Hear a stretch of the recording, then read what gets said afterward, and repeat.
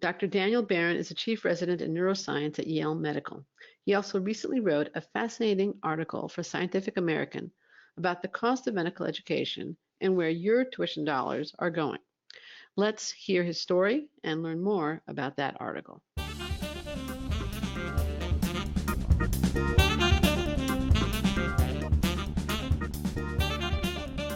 Welcome to the 331st episode of Admissions Straight Talk, Accepted's podcast dedicated to graduate admissions and helping you approach the application process thoughtfully and successfully. I'm Linda Abraham, the founder of Accepted and the host of this podcast. My mission and passion is to help you show that you both fit in at your target schools and are a standout in the applicant pool. The result, you get a message one day that causes you to jump up and down shouting, "Yes, I'm in." Not only in, but in at the best program for you. The featured resource for this podcast is the outstanding webinar, How to Nail Your Medical School Interviews, which was presented last month by Accepted Senior Med Consultant Sydney Foote. Learn how to prepare for your interview, what to do on interview day, how to respond effectively to interview questions, and much more by watching the webinar recording. You can access all this great information at accepted.com/331webinar. accepted.com/331webinar. Our guest today is Dr. Daniel Barron. Dr. Barron grew up in Texas. He studied neuroscience and philosophy as an undergrad at UT. Then he started his pursuit of the MD PhD there. His research focuses on brain disease. He is currently the chief resident at Yale's Neuroscience Research Training Program and Clinical Neuroscience Research Unit. Dr. Barron, welcome to Admissions Straight Talk. Thank you. Pleasure to be here. Thank you for joining me. Now, can you tell me a little bit about your background outside of medicine, where you grew up, what you like to do for fun, etc.? Right. So I grew up in many different places around the U.S., primarily in Texas, as you mentioned. I also spent some time in Maryland and then also a little in Utah. That's where I went to high school. And so I spent a lot of time out in the countryside, running around, playing in my backyard in Georgetown.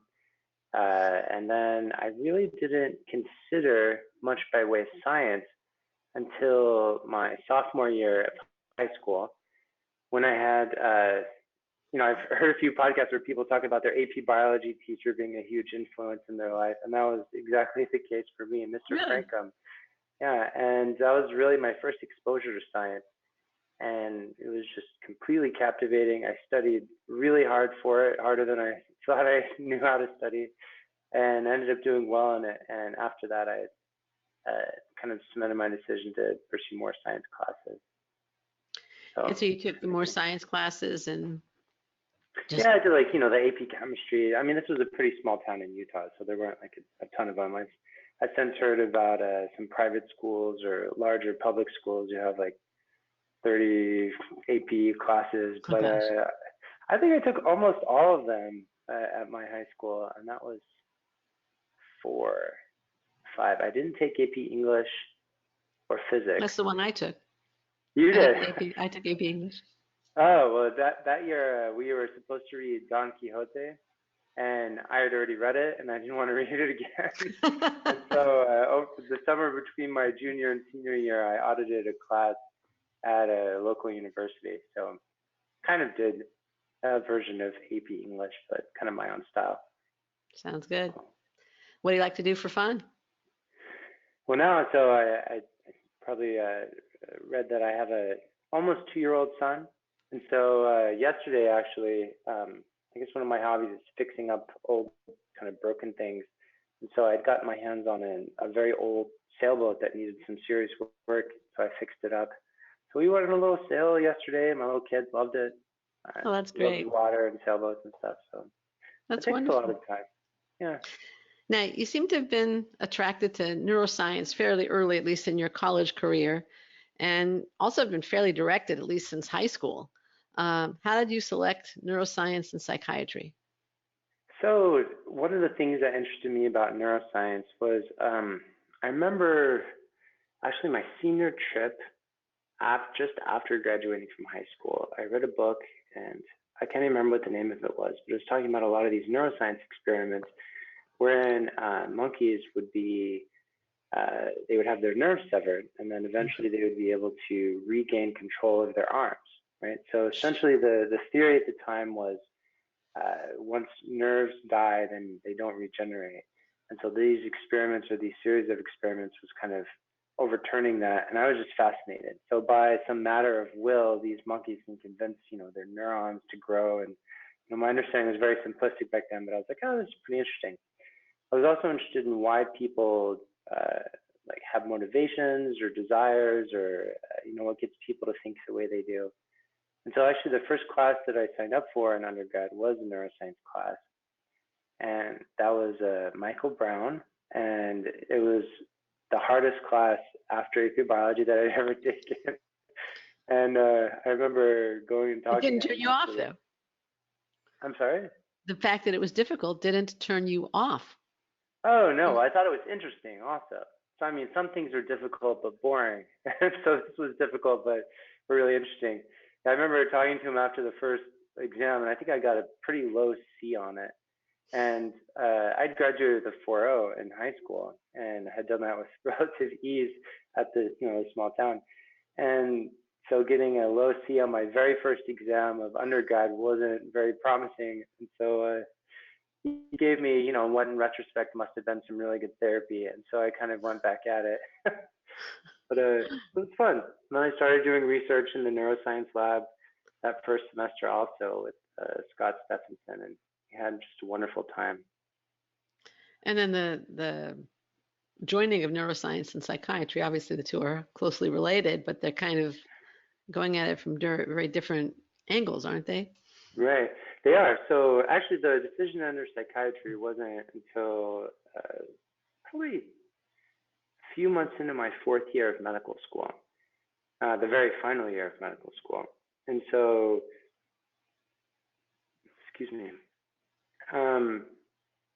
in undergrad, so I was interested in neuroscience and also in philosophy. And then in the first 2 years of medical school in San Antonio, I thought that epilepsy was fascinating. So this is something I'd read a lot about in undergrad also. There's different seizure disorders and the types of altered perceptions they can cause, temporal lobe epilepsy, you have changes in consciousness. And so I ended up studying temporal lobe epilepsy using MRI. So I was looking for brain damage in epilepsy patients during grad school. And I was like, maybe I'll go into neurosurgery.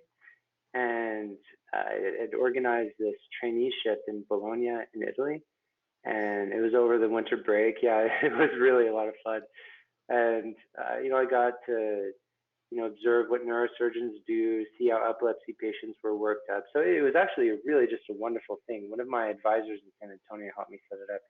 And so I went from the very first evaluation in an outpatient neurology clinic all the way through the surgical intervention. Usually you treat patients with, epilepsy that doesn't respond to medication by removing the part of the brain that causes the seizures. And I got to see all of that. It was amazing. And but the lifestyle of the neurosurgeon, and specifically the neurosurgery resident, didn't seem like something I could endure very well.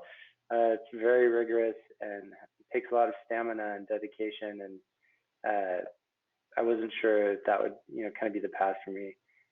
And so then I considered neurology and then psychiatry at the same time. What I enjoyed a lot about my psychiatry rotation was you had a lot of exposure to patients whose essentially their worldview, the way they interact with the world, was changed as a result of an illness. And then if you were to intervene, you could, you could treat specific symptoms, specific things that had gone awry in their, cognition. And I thought that was much more engaging than what I was seeing in neurology as a medical student. Plus, I liked a lot of the attendings in psychiatry. So more than the neurosurgeons. Okay. Yeah. What was the hardest part of the med school and residency application process for you? And they might have been different things. They're two different processes that, separated by many years, especially if you were doing a PhD. So I don't remember a lot of the details, but I do remember one conversation in particular. I was sitting down with a guidance counselor in undergrad, And I was explaining how I had this real interest in research. I was working in this neuroscience lab, but I also had this real desire to, interact with patients. And so the research I've been doing was clinically oriented, as much as you could have as an undergraduate student. And I'd heard about MD PhD programs, these dual degree programs. And I'd also heard that they were extremely competitive. And for whatever reason, I found that really deflating. And I was just like, oh, well, scratch that off my list. And then this guidance counselor, she was like, well, yes, it is competitive, but you need to go out there and be a competitor. And like, I just remember that entire conversation. And I thought about that a lot. So that was probably the biggest thing. After that, it became a little bit easier once I started to perceive myself as a competitor instead of, I don't know, whatever I was doing myself as before that.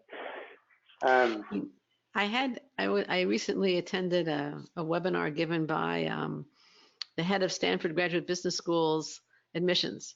Actually, I think she's a director at the Graduate Business School's admissions. And the Stanford Business School has a 6% acceptance rate. It is the hardest business school to get into in the United States.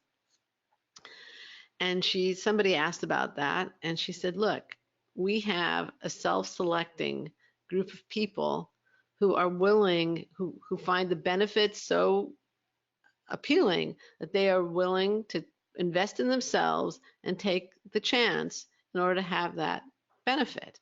That's part of what defines the Stanford Business School student. They all know the acceptance rate, and they all say, I'm going to compete. Yeah, which I think it's just a conscious thing that you have to do.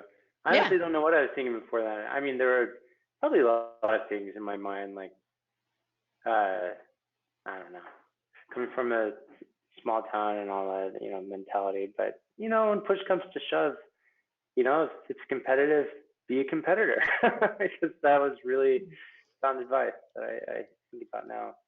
Right. You don't have to reject yourself. Yeah, right. Let them reject you, right. or whatever. Writing the essays was interesting. I went through a lot of essay writing, and I had some friends who were better writers than me help me with that. The MCAT actually, so this is something that might be, encouraging to some of your listeners. That I am a terrible multiple choice test taker, like very, very bad. I get very anxious taking them because I always feel like there's more than one right answer, even though it's not true in theory.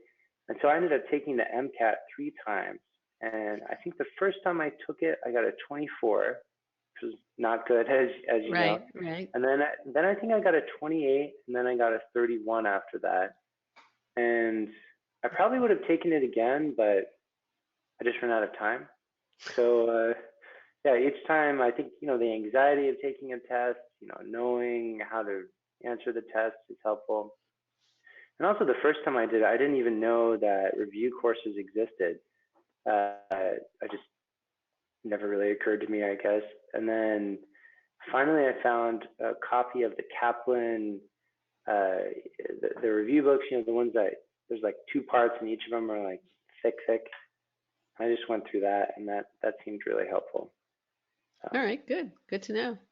What now, did you do a gap year between college and med school, or? I didn't, no. So I entered straight after undergrad. So I moved down to San Antonio, and I had like a month where I honestly didn't know what to do with myself. I remember being really stressed out about it. There was a German restaurant that has since gone out of business, like 4 blocks from my house. And I'd always been a waiter or, a host. I worked at restaurants all in undergrad and high school. So I actually applied for a job. just to have something to do. Yeah, at this restaurant that was nearby. I wasn't quite sure what to do. And I ended up not even getting a call back. They probably could tell I wasn't going to be there very long. But that was a lot of fun. And then I started, so usually MD, PhD programs, what they want you to do is get into a lab or you get to sample different labs. And so I got really lucky, and one of my interviewers, when I was on the interview trail for the MD, PhD programs, was at the Brain Imaging Institute. And so I had kind of peripherally heard of this method called magnetic resonance imaging, but I didn't really know much about it. And this guy was at the Brain Imaging Center in San Antonio, which is just huge. It's a very big brain imaging center. They have multiple scanners. They have a cyclotron, a PET scanner, where you can use these radio tracers, like lots of really cool equipment.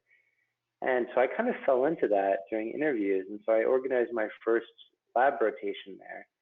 And I ended up staying not with the advisor that I had the first rotation with, but kind of towards the end of that rotation, I touched base with Peter Fox, who's the director of the Institute. And we started working on a project that same summer. And we hit it off, and he ended up being my dissertation advisor.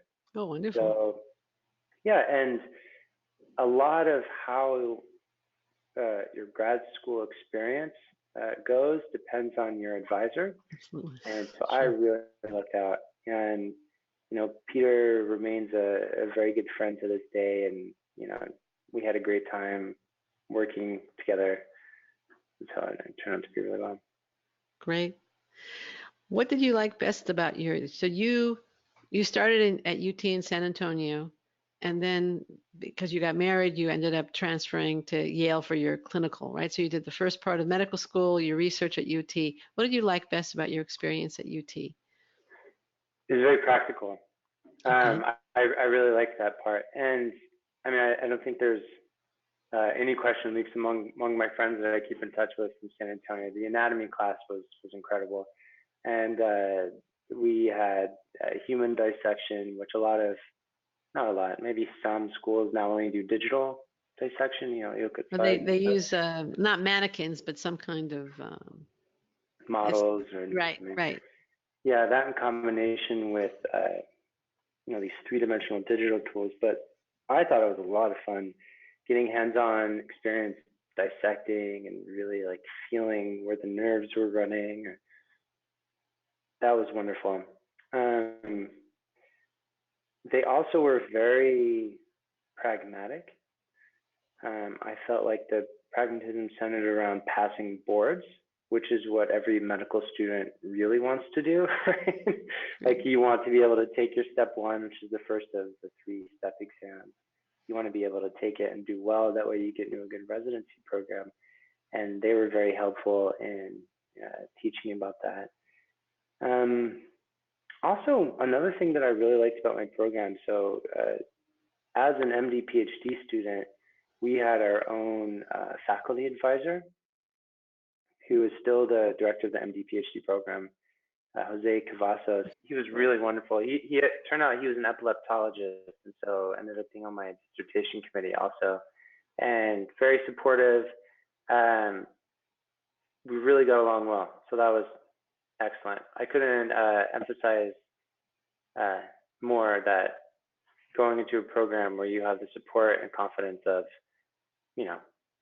whoever's going to be your director is a really good idea, especially if you want to do research.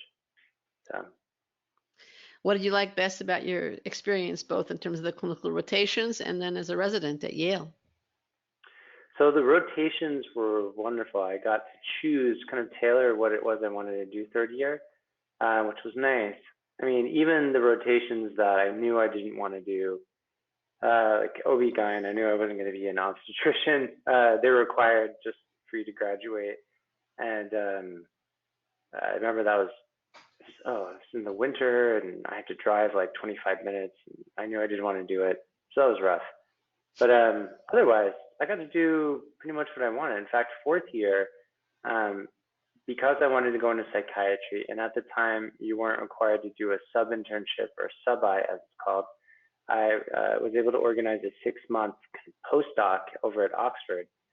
And that was really cool. Yeah, and so I was over there.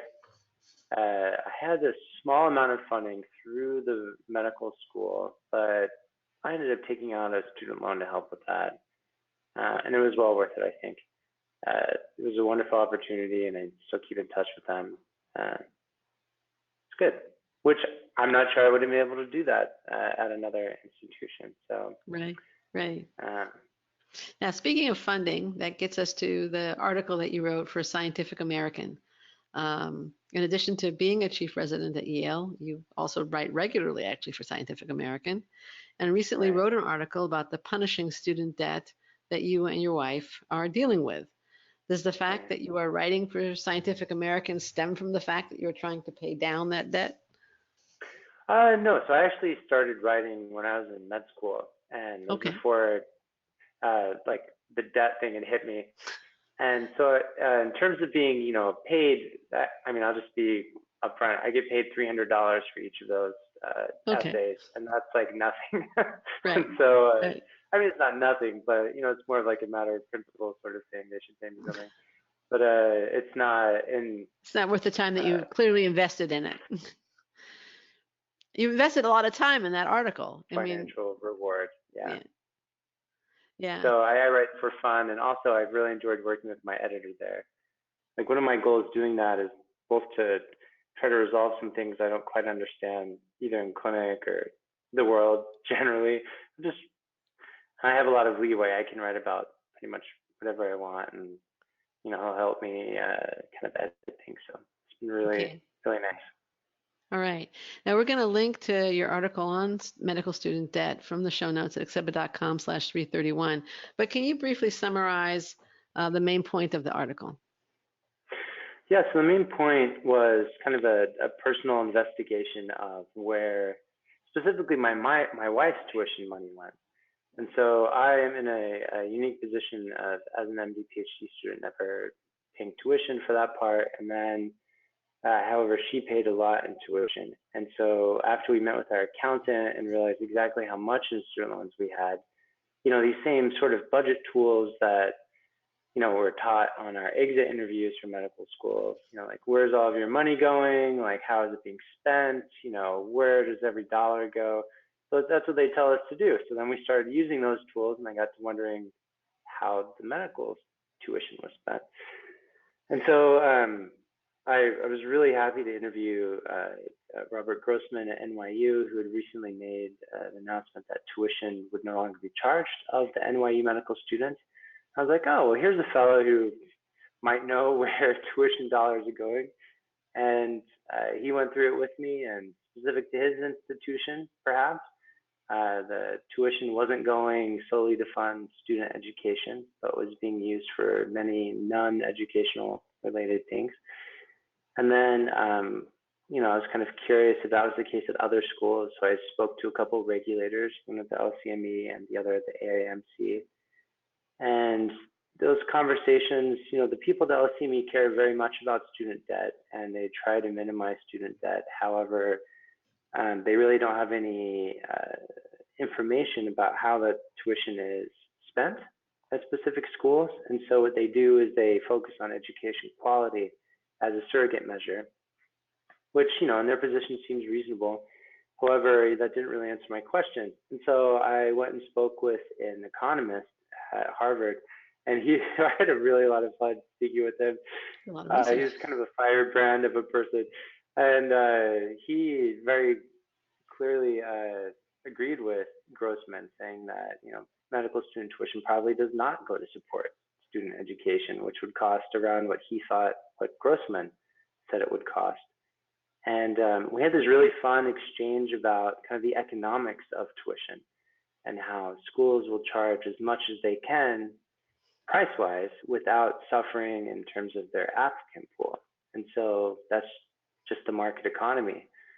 And so even though it's regulated, the regulators don't really have the power or the insight to regulate in a way that they can have insight into where tuition is going. So, did either the Harvard professor or Dean Grossman indicate how much it really should cost to educate a medical student, either in total or per year or whatever? No, yeah, I never got that number, like what it ought to cost. And, this is a conversation I had with Chandra at The Economist. It seems reasonable that it would cost different numbers at every institution. And different institutions, different medical schools have different Actually, I would assume that philosophies. NYU's tuition would be through the roof simply because of the value of the land that it's on. True. So they own their buildings also. So I mean, All right. whatever Okay. tax So maybe, dollars yeah. they're paying, they would have to pay that, and then maintenance, electricity. The cost of living is high. Yeah, and so that's a point that I really liked what Grossman was saying. So he felt comfortable not charging tuition because that was a standardized way that across the board he could benefit students. He didn't feel comfortable subsidizing living expenses because, in New York, perhaps more than any other city in the US, you can live on a, $2,000 a month budget or a $2 million a month budget.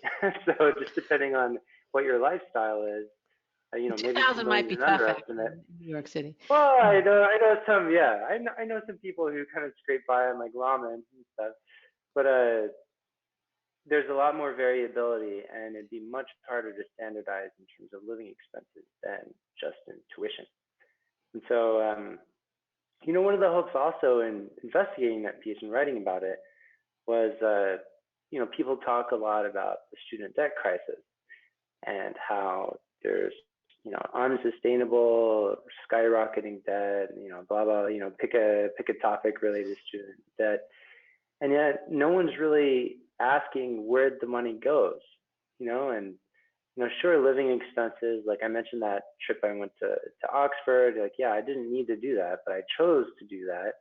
So that one's kind of on me. But in terms of tuition and the skyrocketing tuition that, not just in medical school, but all graduate schools, undergraduate schools, like, where is that money going? And is that money that's actually being spent educating the student, which is what at face value they're taking those loans out for?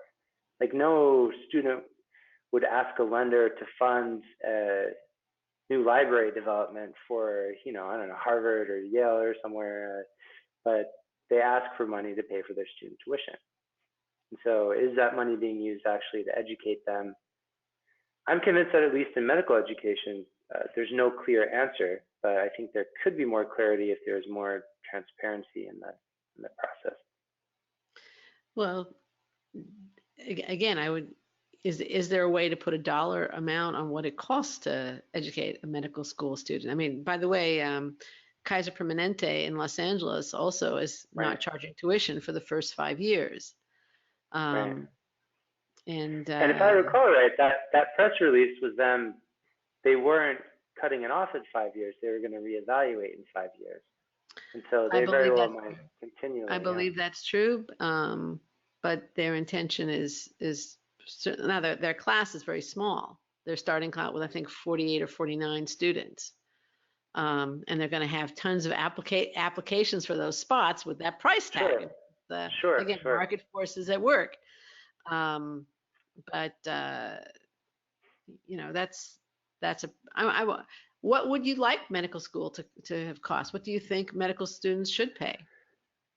So I think people should be given enough information to make an educated decision. And so say medical school tuition, like in the case of NYU, costs $55,000. Total. Right? Like total, plus fees. It was a little bit more fees before Grossman made the announcement, but where is that money going? Like if they were to break it down and say, 40,000 of the 55,000 goes to support a new library that we're building to improve student education. A student could decide. He's like, okay, do I want to bankroll $120,000, or I guess it'd be $160,000 of this new library? And then they can decide whether to apply there or not. Actually, there's another interesting perspective. Do you ever listen to Malcolm Gladwell's revisionist? I've read a couple of his books. I don't listen to his podcast. I've read a couple of his books. I've read Blink and Outliers. Yeah, he has this podcast, kind of the similar style. Like I really like the way he thinks about things. And he discusses law schools and how LSAT inflation, like taking the LSAT doesn't necessarily set you up for being a good lawyer, because the skill set is very different from what's required for a lawyer. And obviously I'm just parroting what he said since I know nothing about LSAT or law school. Well, you could make the same argument about the MCAT. Oh, I could definitely make that argument. Does not prepare you to be a good doctor. But his point was the reason that LSAT is important is that the top 2014, I think it was, the top law schools, rank applicants based on that. And if you want to go to a top law school, or rather, I guess the logic would be, if you want to get a good job after law school, you have to go to a top law school. And in order to get into a good law school, you have to do well on the LSAT. And so there's another kind of form of not quite data-driven inflation of something not directly related to education. Well, I think that could be said about all the aptitude tests. He's picking on law school, sure. but sure. That's the argument against. That's the argument for test optional, SAT optional admissions in college. Business schools take the GMAT or the GRE, and they now start taking something called the executive assessment. LSAT is now, the law schools are now taking the GRE in addition to the LSAT. MCAT is the MCAT. There's no alternative to medical school. I think some PA programs allow the MCAT or the GRE, but I once asked somebody in medical education, is there a correlation to the MCAT and being a good doctor? And he said, well, that's an interesting question, because how do you define what makes a good doctor? Right. How do you measure that? How do you quantify that in order to have some kind of empirical study and correlation? Right. And, I think a lot of it's pragmatic also. I mean, I've been on admission committees in San Antonio, and, it's hard going through, like you mentioned, the 6% acceptance rate at, business school. Medical schools have lower ones. Right. Well, I mean, how do you divide, how do you use your time best as an admissions committee? So you have to have some line to draw, and, that seems like as arbitrary a line as any other, but unfortunately it's created an industry, not simply just a test, but an entire industry that doesn't really have much to do with doctoring. Right. I guess the point of the MCAT in particular is to see if you can handle the academic aspect of medical school. Yeah, I do remember it was either my first or second year of medical school. We had brought this up, and I just feel like during one of those meetings, someone mentioned that MCAT scores were correlated with graduation from medical school. And I think step one board exams. And I think and that was the thing. Yeah, board scores and graduating, which, step one doesn't have a whole lot to do with being a good doctor either. That's just a review of all of your, clinical science, which, I've forgotten almost all of my biochemistry by now. So maybe that's not good for me to say for this. Yeah, and I can imagine that's what happens. How do you see your career evolving after residency? You must be almost finished with it. Yeah, so I'm in the fourth year of 4 years right now, and so I'll graduate in June, and I'm looking to do a fellowship in pain medicine, because there's a lot of exciting pain medicine research, and I like the interventional aspect also. It's fun. I mentioned how I like fixing up things, kind of hands-on activities, and I've really enjoyed rotating through pain medicine clinics. I very much want to continue brain imaging research. So the type of research that I've been interested in is biomarker development. So being able to find some, they call it signatures of a disease or an illness or symptom category that is based in biology, like a blood pressure measurement for the heart, find a blood pressure measurement for the brain. And there's a lot of funding right now to do that in pain. And I'm excited about that. Okay, so it's interesting. So you started out kind of with this idea of nerve growth in monkeys way back when, and then you moved into epilepsy, which I guess is also some kind of nerve malfunction, if you will, or communication between when the brain malfunction. I'm a layperson. I don't know the science. No, you're right. And now again, I guess it's trying to interfere with a nerve that's misfiring, if you will. Again, talking from a strictly lay perspective. No, you're absolutely right. So the question that I'm really interested in is, how is what we observe behaviorally, how is that manifest in the tissue, like in the organ, the brain? And so in epilepsy, I was looking for where the brain is damaged, and how does that damage relate to seizures? I have a study, I'm doing different analyses. They call it a trends diagnostic analysis. You're looking at different psychiatric illnesses, trying to see how those diseases are manifest in the brain.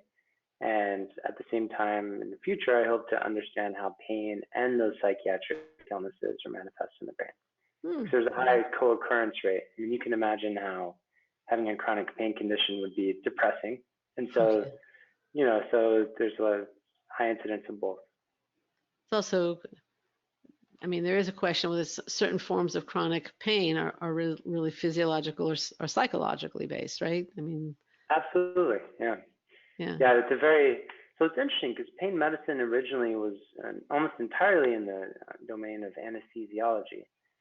However, as pain management teams have become what they call more interdisciplinary, meaning now people appreciate the cognitive or psychiatric aspects. So psychiatrists can now be pain medicine doctors. And you also have physical medicine rehabilitation doctors in on the team, because a lot of it's rehabilitative problems. And you have a neurologist in now, and I think primary care residents or clinicians can also apply for the fellowship. Don't quote me on that. I can't remember. I won't. But yeah, thanks. What would you have liked me to ask you? I don't know. Let me see. So this is for people who are thinking about applying to medical school or to residency. Correct. Exactly. I guess my advice would be to work hard, but don't take yourself too seriously. For me, applying for residency was a lot of fun. So I also applied for research tracks. So many different residency programs have like these sub programs specific to research. And so I had a very focused interview season. So some people apply for like 40 programs, and I only applied for 5 because I knew where I would want to do research. So that might be helpful. Just be very targeted. Yeah. Okay. I guess be thoughtful and intentional about it. Yeah. Okay. Dr. Barron, I think we're just about out of time. I want to thank you so much for sharing your story and your insight and putting up with the glitchy technology. Where can listeners find you online to learn more about you or to read your articles? You can definitely find me on my webpage on Scientific American or on Twitter. Okay. I guess you can link out to my Twitter handle. Okay, and we'll do. I just wanted to, thank you for having me on. This has been a real pleasure, even with the technological troubles, which, who can predict those? Thank you very much. Thank you for doing that. You're very welcome. We're going to link to Dr. Barron's Scientific American articles and his Twitter handle, as well as other resources related to this podcast from accepted.com/331. Listener, thank you too for joining Dr. Daniel Barron and me for Admission Straight Talk's 331st episode. A final reminder and a favor. If you missed the live webinar, How to Nail Your Medical School Interviews, don't miss the recording. Learn how to prepare for your med school interviews, answer questions effectively, and simply nail it. Access the recording at accepted.com/331 webinar, and you'll be able to get all that great information. And the favor, if you find the show worthwhile, please tell a friend about Admission Straight Talk. They'll thank you, and so do I. Thanks again for coming. This is Admission Straight Talk produced by Accepted, and I am your host, Linda Abraham. I'll talk to you again next week.